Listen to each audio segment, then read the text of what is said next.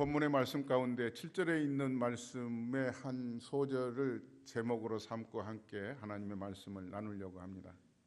하나님이 계시는가 안 계시는가? 여러분, 우스운 질문일 수 있어요.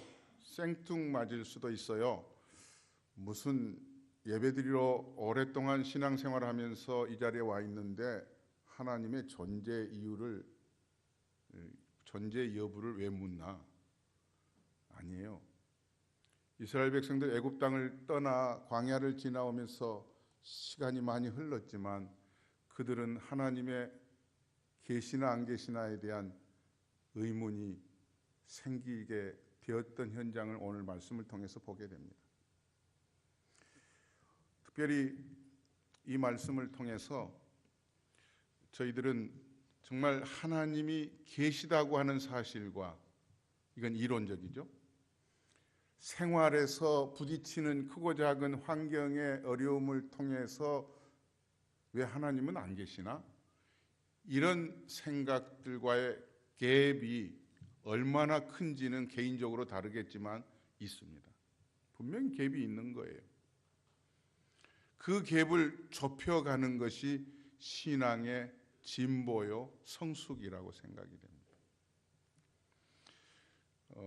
그 중미 지역 코스타리카 인구가 한 400만 정도 된다고 그래요. 저희들이 간 곳은 개척된 지 한 10년 된 교회였습니다. 그 지역은 완전히 빈민촌이에요. 10년 전 처음 교회를 시작할 때는 거기가 빈민촌의 한 넓은 공지였습니다. 16살 때 남녀가 만난 두 사람이 하나님의 은혜로, 특별히 이 사모님이 신앙이 참 깊었더라고요. 참 좋으셔서 이 남편 된 나중에 목사님이 되신 이분은 이 남미 지역이 대부분 그렇다고 그래요. 남자 한 사람에 여자가 3사람 정도 된답니다. 1대3. 그러니까 여자가 많은 거예요. 그러니까 여자분들이 결혼할 수가 없으니까 결국은 국가적으로 허용은 되지 않았지만 자연적으로 일부 다처제가 되게 돼버린 거예요. 형제들이 10명이라면 다 엄마가 달라요. 이 남자도, 이 목사님도 마찬가지였다고 그래요. 그래서 아버지 따라서 살면서 학교도 제대로 다니지 못한 어린 소년 시절의 대부분이 잘못된 길로 가잖아요. 마약에 손을 대고 거저 일용직으로 하루하루 먹고 사는 것이 급급한 그런 생활에 처해 있다가 이 사모님을 만났어요. 만나서 복음을 받아들인 거예요. 그 세상적인 삶에 찌들어져 있는 이 청년에게 예수 그리스도가 주인인 것을 알게 된 거예요. 이 사모님이 계속해서 문을 두드리고 이제 출석하는 교회로 안내를 했습니다. 그곳에 가서 열심히 이제 복음을 듣고 나서 하나님께서 두 부부에게 미션을 주었어요. 이 세상에 거저 왔다 거저 가는 게 아니란다. 너희들은 복음을 위해서 생명을 바칠 수 있겠니? 이 얘기들을 제가 들으면서 너무나도 감동을 했어요. 한 생에 하나님 앞에서 헌신하면서 일한다고 하는 것에 대한 축복, 그리고 제 자신을 다시 그 교회 앞에서, 주변은 정말 우리로 말하면 달동네예요. 하루하루 넉마를 하는지 어디 가서 남의 집에 가서 품팔이를 하는지 모르겠지만 그저 기둥만 세워져 있고 지붕만 있을 뿐이지 폭풍만 불면은 그 지역의 집들은 제대로 남아 있을 집은 보이지를 않더라고요. 그런데도 사람들의 얼굴에 웃음이 있어요. 그리고 교회에 나오는 성도들에게 감사가 있더라고요. 그래서 이제 처음 시작할 때 남의 집 앞마당에 텐트를 치기 시작했대요. 주인에게 이곳에서 주일날만 여기 폴대를 받고, 우리식의 텐트도 아니에요. 그냥 막대기 4개, 6개 정도 박아놓고 위에 비만 이렇게 조금 면할 수 있는 천을 둔 거예요. 그래서 그곳에서 예배를 드리고 처음에는 동네 아이들이 주일학교나 겨우 시작을 했는데 이분들이 기도하면서 1년, 2년 지나가면서 하나님으로부터 비전을 받습니다. 이 땅에 하나님의 교회를 세워라. 그리고 더 큰 비전이 너희 교회를 통하여서 복음을 알지 못하는 이 지역만이 아니라 이 나라를 뛰어넘어서 니카라과, 과테말라, 혼두라스 복음의 선교의 전초기지로 너희 교회를 사용하겠다. 두 부부는 함께 이 비전을 받으면서 껑충껑충 뛰면서 울었다고 그래요. 근데 현실은 누가 들으면 정말 우스운 얘기죠. 너네 앞길도 전혀 열리지 않고 이제 맨 땅에, 그것도 니네 땅도 아니고 남의 땅에 겨우 막대기 몇 개 박아놓고 천막 치고 드리는 예배, 성도들이 고작 20-30명, 그 성도들에게 이 비전을 얘기를 했다고 그래요. 그리고 이 비전을 놓고 기도하자고 그랬다. 비전에 대해서 무관심하거나 성령의 도우심이 없어서 세상적인 생각으로 말도 안 돼. 우리 교회도 제대로 지금 되지 않는데. 근데 함께 마음을 모두고 기도하는 성도들이 남아서 그들로 하여금 성령의 능력이 폭발하는 그런 시점까지 도달하게 됐다고 그래요. 하나님은 하시길 원하시면은 무에서 유를 창조하시는 분이 하나님이신 줄로 믿습니다.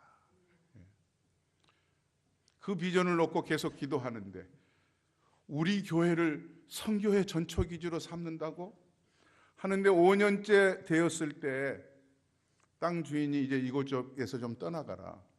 너무 시끄럽다. 여러분들 아시겠지만 중미 지역의 그 스페니시 하는 성도들의 교회 예배는 우리처럼 조용하지 않고 우리처럼 짧지 않아요. 기본이 3시간에서 4시간이더라고요. 한 4시간 예배를 드렸어요. 찬송 한 30분 하지요. 또 기도 한 30분 하지요. 또 춤추고 주일학교 아이들까지 나와가지고 하는데요. 이곳에 시끄러우니까 가라. 그래서 땅 주인에게 알겠다고 하면서 하나님에게 기도했더니 하나님이 이 땅을 너희에게 주겠다. 이 산지를 우리에게 주옵소서 기도했던 그 기도를 하나님이 들으시고 이 땅을 너희에게 주겠다. 대안은 없어요. 그런데 하나님이 주시겠다고 하는 약속을 붙들고 계속 기도했는데 한 6년쯤, 개척된 지 6년쯤 되었을 때 마이애미, 뉴욕, 시카고 여러 지역들과 자기 교회 성도들이 헌신을 해서 그 땅을 사기로 결심을 하고 주인에게 계약을 요청을 했더니 우리에게도 큰 액수였다고. 30만 불 달러. 제가 눈으로 보기에는 한 3,000평 이상은 되는 것 같아요. 잘라서 팔 수도 없는 것이고요. 완전히 빈민촌의 산등성이에 있는 버려진 땅과 같은 곳이에요. 하나님이 주시겠다고 해서 그들과 합의를 하고 15만 불에 사기로 하되 5년 동안 이자 없이 월 3,000불씩 나눠주기로 하고 계약을 했습니다. 그때 그 교회가 헌금 나오는 게 월 1,500불에서 2,000불. 자기 교회 생활하기도 어려운데 그런데 하나님께서 길을 열어주셔서 그 땅을 구입하고 이번 10년째 되는 올해 시카고 실버 미션 선교회를 주축으로 해서 그곳에 깡통교회, 이 깡통교회를 세워서 예배를 드렸습니다. 한 300명 정도가 모여서 어린아이들까지 대부분 그 지역의 빈민촌에서 오는 성도들이었어요. 제가 가서 보면서 목사부터 나도 기도가 부족하고 그랬구나. 하나님이 기도하시면 들으시고 하나님이 필요하실 때 우리의 길을 여신 분이 그분이신 것을 목도하고 하나님의 이름을 높여드리며 그곳에 지금도 살아계시고 어려운 환경 속에서도 그들이 하나님을 신뢰하면서 사는 성도들의 앞길을 붙드시고 이끌어 가시고 인도하시는 분이 그분인 것을 의심 없이 믿었습니다. 여러분들의 삶에도 다시 한번 이런 삶의 도전이 오늘 말씀 가운데서 함께 하나님으로부터 부어주시는 그 말씀으로 도전과 새로움과 또한 내일에 대한 그런 열심과 결단이 있기를 주의 이름으로 축원합니다. 오늘 본문의 말씀은 정말 이스라엘 백성들이 애굽을 떠나서 광야로 나와 올 때까지 하나님이 인도하셨습니다. 그런데 하나님이 명령한 대로, 하나님이 시키는 대로 그대로 따라갔는데 문제는 하나님이 명령하면 결과가 좋아야 되잖아요. 우리는 하나님이 하라는 대로 시키면 결과는 축복이고 성공이어야 합니다. 그리고 필요한 것들이 이렇게 산처럼 쌓여 있어야 우리는 신앙생활이 야 하나님이 함께 하시는구나, 역시 내가 하나님 앞에 순종했더니 이런 것들이 주어지는구나, 이렇게 믿고 감사하는데 그렇지 않았어요. 하나님이 시킨 대로 가보았는데 그곳에 가장 필요한, 이스라엘 백성들이 가장 필요한 두 가지 중에 한 가지가 없는 거예요. 두 가지 중에 하나는 공기입니다. 인간이 살아가면서 공기 없으면 살 수 없습니다. 또 하나는 물이에요. 자, 1절을 다 같이 한번 읽어보겠습니다. 다 같이 읽습니다. 이스라엘 자손의 온 회중이 여호와의 명령대로 신광야에서 떠나 그 노정대로 행하여 르비딤의 장막을 쳤으나 백성이 마실 물이 없는지라. 성경은 이렇게 써져야 옳아요. 노정대로 행하여 르비딤의 장막을 쳤으므로 백성에게 물이 풍성해졌더라. 이래야 신앙생활하는 재미가 있는 거예요. 그런데 물이 없는지라. 이스라엘 백성들에게 하나님께서 애굽을 떠나서 광야로 나올 때 이미 약속하신 게 있었어요. 내가 너희들을 어느 곳으로 가든지 안전하게 구름 기둥과 불 기둥으로 인도해 주겠다. 하나님은 끊임없이 그 백성들에게 약속해 주셨어요. 이 구름 기둥은, 그리고 불 기둥은 하나님의 계시의 표적이에요. 우리가 신앙생활하면서 우리가 지금도 산을 바라보고 하루에 아침에 눈을 떠서 호흡하면서도 하나님의 신실하신 그분의 드러나심이 우리는 마음속에서 새록새록 생각나는 게 신앙인의 자세예요. 아, 오늘 또 하나님 살아계시구나. 산천 초목을 보면서도, 밖에 새 소리를 들으면서도, 공중에 나는 새와 그리고 물고기들을 보면서도 아, 하나님은 지금도 역사를 붙드시고 질서 가운데서 운행하고 계시는구나. 이스라엘 백성들에게는 구름 기둥과 불 기둥이 하나님의 존재 그 자체였습니다. 출애굽기 13장에 있는 말씀 가운데 성경은 분명하게 이렇게 말씀하고 있습니다. 여호와께서 그들 앞에서 가시며 낮에는 구름 기둥으로 그들의 길을 인도하시고 밤에는 불 기둥으로 그들에게 비추사 낮이나 밤이나 진행하게 하시니, 하나님이 약속하셨어요. 어떻게 섬세하게 세밀하게까지 하나님이 일하고 계시느냐 하면, 애굽에서 떠나서 광야로 나와 가나안까지 가는데 이스라엘 백성들이 혹시 블레셋과 같은 적과 만나서 전쟁으로 인하여서 마음이 다칠까 봐, 그래서 여기까지 왜 하나님이 인도했겠어, 잘못 온 거야, 우리 다시 애굽으로 돌아갈래, 그런 마음을 가질까 봐 지름길이 아닌 디투어로, 다른 옆길로 하나님이 인도하신 이유가 13장에는 이렇게 써 있어요. 13장 17절에 같이 한번 읽어보시겠습니다. 바로가 백성을 보낸 후에 블레셋 사람의 땅의 길은 가까울지라도 하나님이 그들을 그 길로 인도하지 아니하셨으니, 이는 하나님이 말씀하시기를 이 백성이 전쟁을 하게 되면 마음을 돌이켜 애굽으로 돌아갈까 하셨습니다. 하나님은 이스라엘 백성들의 마음에 아주 깊은 그런 생각과 모든 것들을 감찰하고 계셨어요. 연약한 부분을 알고 계신 거예요. 혹시 전쟁을 통해서 아이고 왜 내가 여기까지 왔나? 다시 애굽으로 돌아가야 되겠다. 그렇게 생각할까 봐 그런 마음까지도 헤아리시면서 하나님은 이스라엘 백성들을 인도하신 분이세요. 그 이스라엘 백성들을 인도하셨던 그 하나님이 오늘도 이 예배에 참여한 모든 성도 여러분들의 하루하루 길을 구름 기둥과 불 기둥으로 혹시 마음이 다칠까 봐 하나님은 먼저 가셔서 여러분들의 마음을 추스리시고 이끌어 가시는 그분이 우리가 의지하고 믿는 하나님인 줄 믿습니다. 그 하나님을 우리는 신실하게 바라보며 그분의 강한 팔을 붙들며 나아가는 삶의 내일이 되기를 주의 이름으로 축원합니다. 이게 이스라엘 백성들이 가는 길이에요.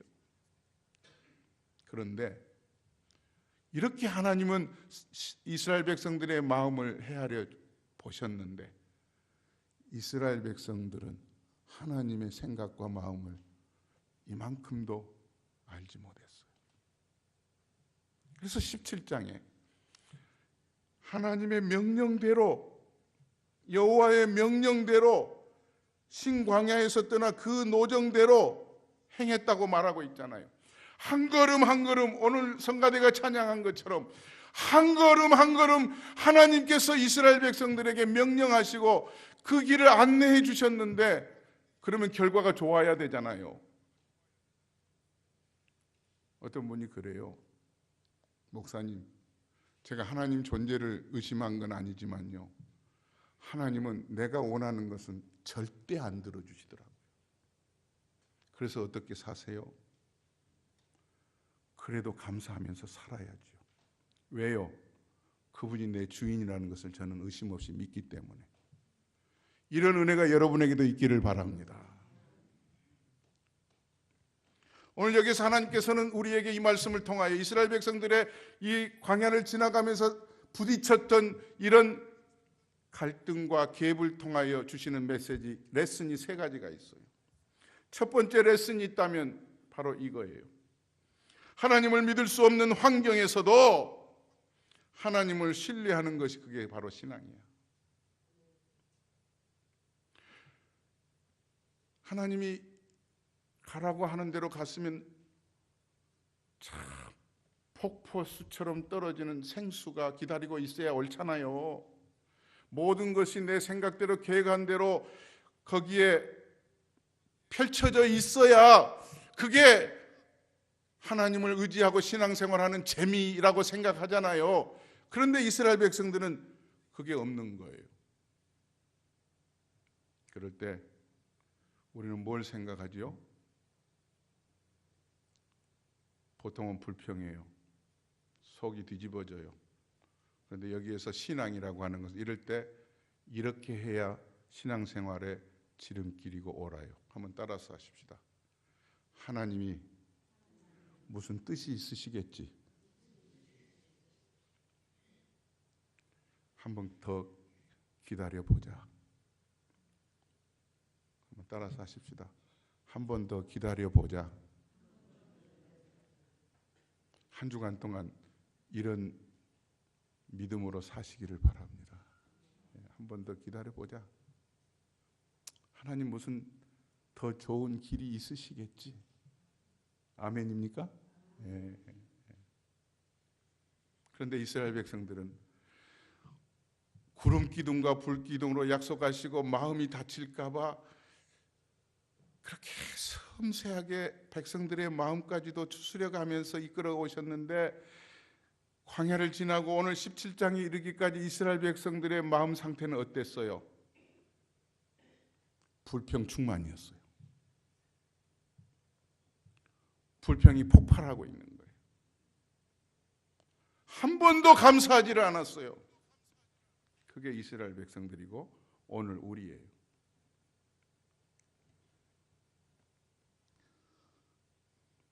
여기에서 하나님이 왜 이렇게 물이 없게 어찌하면 하셨을까? 하나님이 하신 거겠죠. 이거는 어린아이의 신앙에서, 떠먹여주는 신앙에서 장성한 신앙의 분량까지 올라갈 수 있도록 훈련하는 하나님의 의도가 숨어 있다고 하는 사실이에요. 신약에 보면 예수님께서 마가복음 4장 이후에 제자들에게 가버나움으로 가자고 하면서 배를 띄워서 저 호수 건너편으로 가자 예수님이 길잡이가 되셨어요. 시작하신 분이 그분이세요. 그래서 배를 띄워서 제자들이 함께 다 탔어요. 그리고 예수님은 고물에서 주무시고 계셨는데 문제가 발생했어요. 풍랑이 일어나가지고 배가 기우뚱갸우뚱 하는 거예요. 완전히 배가 가라앉을 것 같은 그런 위기를 만난 거예요. 제자들이 아니 주님이 가자고 했는데 왜 이런 일이 일어나지? 주님이 가자고 했으면은 폭풍이 있는 바다도 잔잔해야 옳잖아요. 그냥 모든 것들이 신장로로 평탄한 길로 가게 되는 것이 우리가 생각하는 신앙의 여정이라고 마음을 먹고 있거든요. 근데 예수님은 그 제자들의 그 안달하면서 예수님을 깨워요. 예수님 다 죽게 생겼습니다. 이거 한복판에 우리를 완전히 수상시키려고 하십니까? 이런 생각을 했을 거예요. 그랬더니 예수님이 하시면서 말씀하시기를 두려워 말라. 이 믿음이 없는 자들아. 주님은 어려운 환경에 막다뜨려 있을 때 우리가 어떻게 반응한가, 그 길을 통해서 하나님을 깊이 더 신뢰하는가를 훈련을 통해서 우리의 신앙의 어린 아이의 수준을 다져가시고 장성한 자리까지 이끌어 가시는 그런 하나님의 손길인 것을 의심 없이 믿으시기를 바랍니다. 이게 신앙이에요. 사도행전에 보면 바울이 복음의 전도자로서 전도왕이라고 할 수 있는 바울이 아시아로 전도를 하러 떠나려고 하는데 성령께서 가지 마라. 그래서 아시아로 가려고 하다가 유럽으로 가죠. 마게도니아로 가는데 하나님이 가지 말라고 아시아는 막아놓고 가라고 하는 마게도니아로 갔더니, 그래서 열심히 복음을 증거하는데 나타난 결과는 뭐예요?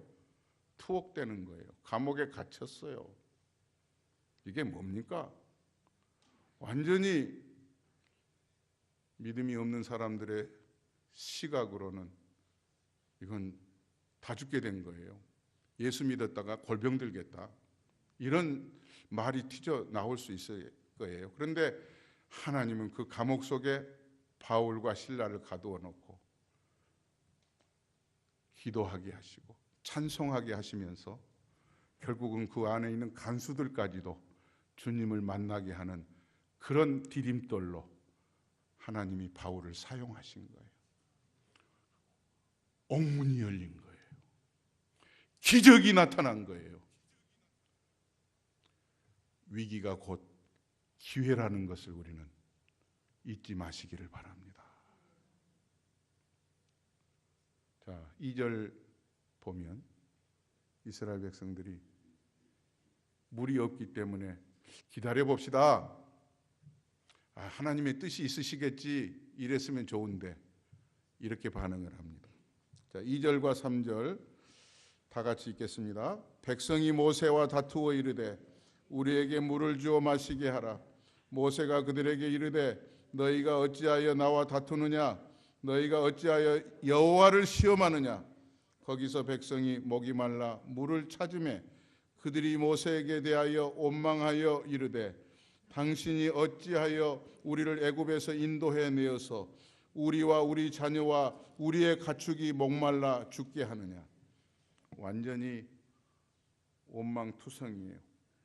여기에 2절 시작하는 백성이 모세와 다투어, 모세는 지도자예요.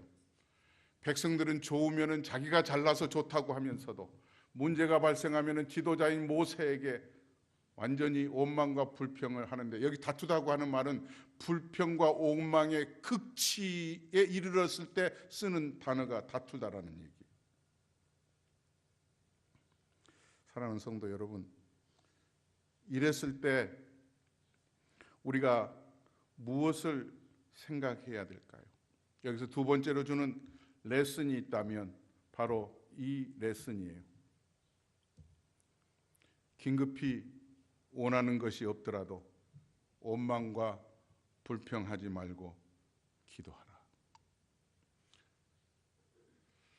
원망과 불평을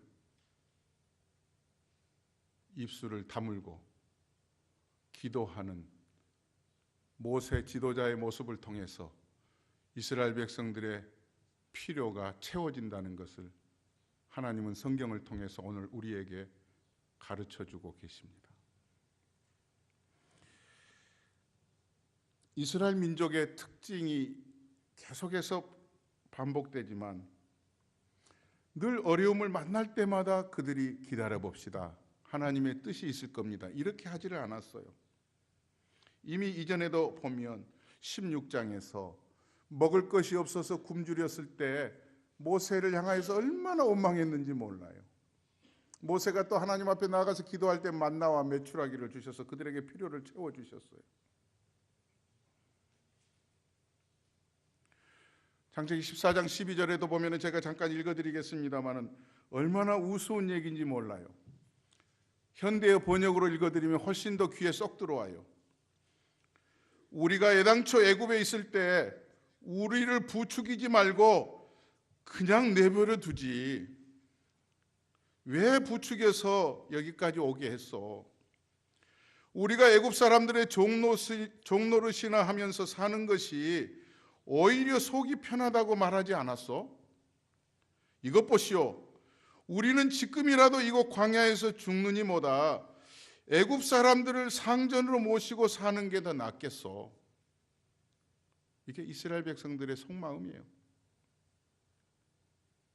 그런데 이렇게 다투고 원망함으로 인하여서 나오는 극단적인 그들의 행동이 어떻게 나타났느냐 하면 오늘 4절 보니까 자기들이 하나님이 되어가지고 모세를 심판대에 세워서 율법을 어긴 사람들에게 내리는 극형을 자기들의 손으로 내리려고 하는 장면이 4절 뒷부분에 나오고 있는 거예요. 손에다 돌을 들고 모세를 쳐 죽이려고 하는 그런 순간에 모세가 너무나도 두려워서 하나님 앞에 나아가는 거예요. 자, 4절 다 같이 한번 읽어보겠습니다. 다 같이 읽습니다. 모세가 여호와께 부르짖어 이르되 내가 이 백성에게 어떻게 하리이까? 그들이 조금 있으면 내게 돌을 던지겠나이다. 그냥 원망과 불평만 거기에서 그치면 좋겠는데 이제는 돌 던지는 행위는 간음한 사람에게 돌 던지라고 율법에 써 있어요. 율법을 어긴 사람들에게, 우상 숭배한 사람들에게 돌을 던지라고 했어요. 돌 던지는 건 당연한 거예요. 그런 사람들에게는. 그러나 모세가 무슨 죄가 있는 거예요? 이때 모세가 하나님 앞에 기도하죠. 모세가 여호와께 부르짖어 이르되, 그냥 기도하지 않았어요. 그냥 간구하지 않았어요. 모세는 부르짖었어요. 간절함이 담겨 부르짖는 거예요.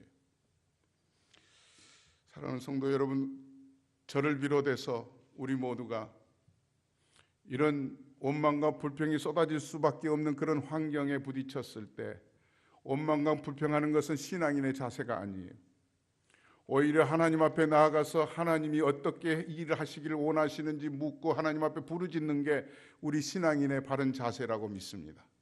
우리 모두가 가정에서 개인적으로든지 또 가정적으로든지 직장에서든지 교회에서든지 어떤 이런 원망과 불평이 쏟아질 수밖에 없는 내가 기대하지 않는 결과가 나왔을 때 이스라엘 백성들처럼 돌을 쳐서 자기가 하나님처럼 하나님의 자리에 앉아서 돌을 들고 모세를 심판 위에 세워서 치려고 하는 그런 행위를 벗어버리고 하나님 앞에 부르짖는 하나님이여 들어주시옵소서.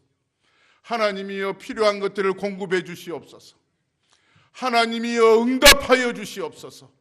하나님이여 필요한 물을 허락하여 주시옵소서. 저들이 목말라 죽겠나이다. 하나님 들어주시옵소서. 부르짖었을 때 하나님이 귀머거리가 아니셨어요. 오히려 그들을 훈련시키시기 위함이고, 이스라엘 백성들이 자기네들이 얼마나 잘못했던가를 나중에 하나님의 역사하심으로 인하여서 하나님 앞에 넙죽 엎드려 회개하는 마음을, 잘못했던 마음을 갖게 하시려고 그들을 지켜보고 계신 거예요. 오늘날 우리의 삶에도 하나님은 안 계신 것처럼, 하나님은 침묵하시고 어디에 계셨느냐 할 정도로 모든 것들이 비뚤어지고 잘못되고, 내 생각에는 그렇게 되는 것 같이 보여지지만 결국은 하나님이 하나님 되심을 너희들은 가만히 있어 볼지어다 하는 하나님의 말씀이 드러나는 축복을 목도하시기를 주의 이름으로 축원합니다. 이게 신앙이에요.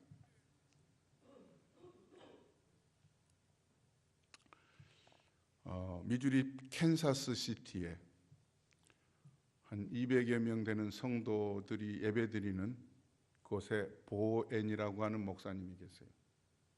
이분이 얼마 전에 오프라 윈프리 쇼가 있었을 때 출연했고요. 또한 ABC 방송의 투데이의 아침 방송에 나와서 이 운동을 소개를 했어요. 이거는 예수 믿는 사람들, 교회만이 서로 이렇게 나눌 수 있는, 쉐어할 수 있는 운동은 아니고요. 모든 사람들이 함께 나눌 수 있는 운동으로 비기독교인들까지도 이 캠페인에 참여를 해서 온 세계에 퍼져 있는 운동입니다. 이 운동이 뭐냐면 No Complaint 캠페인이에요. 보혜 목사님이 목회를 계속 이렇게 하다 보니까 신앙생활을 한다고 하는 자신을 비롯해서 성도들의 한 사람 한 사람을 보니까 마치 이스라엘 백성과 같다는 거예요.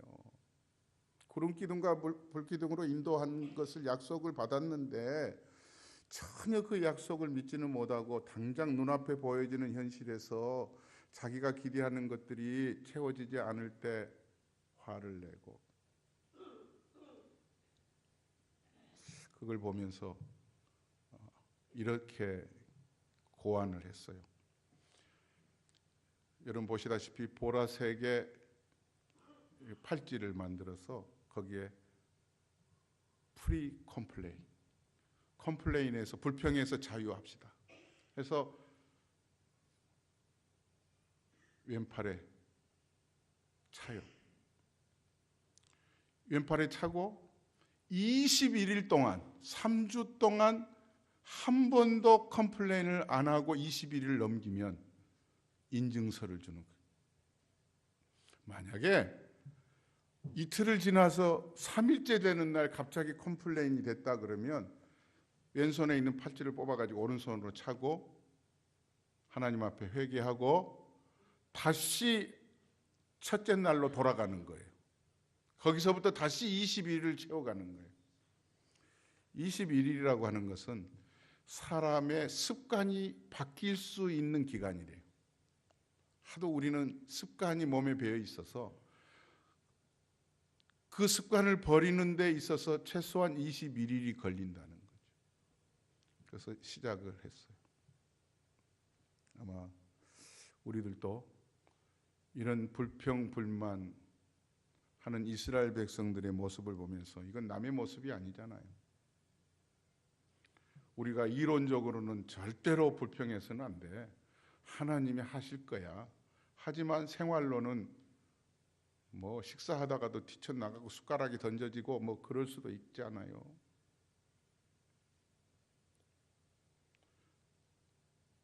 이 갭을 어떻게 줄일 수 있을까? 이런 불평에서 우리가 좀 더 해소해 보는 것이 우리 신앙의 바른 자세라고 봐요. 우리가 찬송가 가사 중에도 이런 가사가 있죠. 가는 길 거칠고 험하여도 내 맘에 불평이 없어짐은 십자가 고난을 이겨내신 주님의 마음 본받음이라. 가는 길 거칠고 험하여도 내 마음에 불평이 없어짐은 십자가 고난을 이겨내신 주님의 마음 본받음이라. 원망했던 입술로 하나님께 부르짖는 성도들 되기를 주의 이름으로 축원합니다. 구하라 주실 것이요, 찾으라 그러면 찾을 것이요, 문을 두드리라 그러면 너희에게 열릴 것이라고 말씀하신 그 약속을 붙들고 하나님 앞에 부르짖을 때 이스라엘 백성들에게 모세의 부르짖음을 통해서 하나님이 애굽을 건너올 때, 홍해를 건너올 때 네 손에 들었던 그 지팡이를 붙들고 여기 호렙산 앞에 있는 반석을 쳐라, 내가 그 앞에 서 있겠다. 그리고 그 반석을 쳤을 때 생수가 터져 나오는 기적을 하나님이 오늘 본문 6절에서 보여주고 있습니다. 자, 다 같이 5절과 6절을 같이 읽겠습니다. 다 같이 읽습니다. 여호와께서 모세에게 이르시되 백성 앞을 지나서 이스라엘 장로들을 데리고 나일강을 치던 내 지팡이를 손에 잡고 가라. 내가 호렙산에 있는 그 반석 위 거기서 내 앞에 서리니 너는 그 반석을 치라. 그것에서 물이 나오리니 백성이 마시리라. 모세가 이스라엘 장로들의 목전에서 그대로 행하니라. 이스라엘의 나이가 많으시고 존경받는 어르신들, 장로님들을 모시고 그 현장을 증인으로 함께 모시고서 하나님의 말씀한 대로 모세가 행했어요.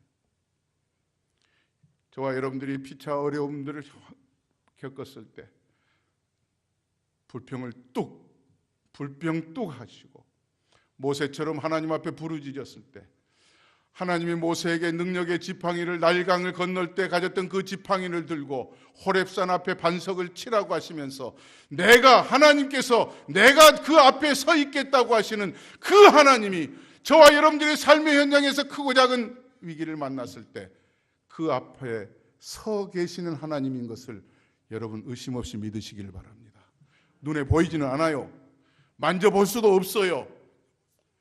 그러나 믿음의 눈을 떴을 때 하나님이 오늘 또 이 자리에 계시고 우리 여러분들의 가정에 머물러 계시고 찬송을 부르실 때 하나님이 그 찬송을 우리의 찬송 부르는 그 현장에서 서서 응답하시고 흠양하시고 영광을 취하시는 그 하나님이 여러분들의 하루하루의 삶에 서 계시는 그분인 것을 믿고 두벅두벅 한 걸음씩 걸어가시기를 바랍니다.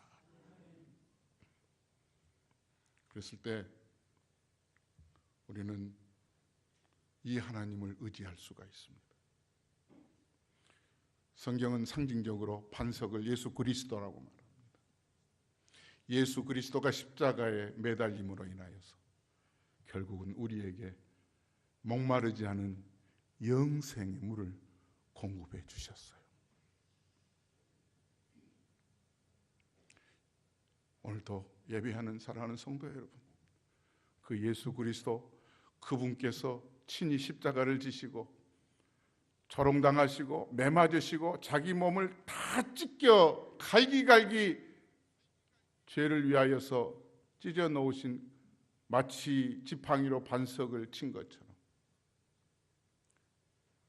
찢어지시면서 영원한 생수를 주신 그 주님을 늘 날마다 의지하면서 여러분 마음속에 no complain, 어떠한 환경 속에서도 내가 생각하는 것들이 기대했던 것들이 이루어지지 않아도 하나님이 뭔가 생각이 있으시겠지. 오히려 바울이 옥중에서 기도할 때 옥문이 열리고 많은 사람들이 주님을 만나는 그런 기적들이 우리의 생애 가운데 있어질 때 하나님이 영광을 취하실 줄로 믿습니다. 완악한 마음을 열어보세요. 완악한 마음, 시편 95편 8절에서는 성경이 분명히 이렇게 얘기하죠. 이 7절에 있는 말씀을 연결해서 마사와 무리바에 하나님이 기적을 보여주시는데도 다투고 원망했었을 때 그 백성들의 마음의 상태가 어땠느냐? 완악했다 그랬습니다. 하나님을 대적하는 것들은 우리의 마음을 닫아 놓으려고 합니다. 바위덩어리처럼 하나님의 앞에 하나님의 음성을 듣고 순종하는 것을 막아서려고 합니다. 강팍해지기를 그들은 기대하고 있습니다. 이것들을 물리치고 성령으로 한 주간 동안 승리하시기를 주님의 이름으로 축원합니다. 기도하겠습니다.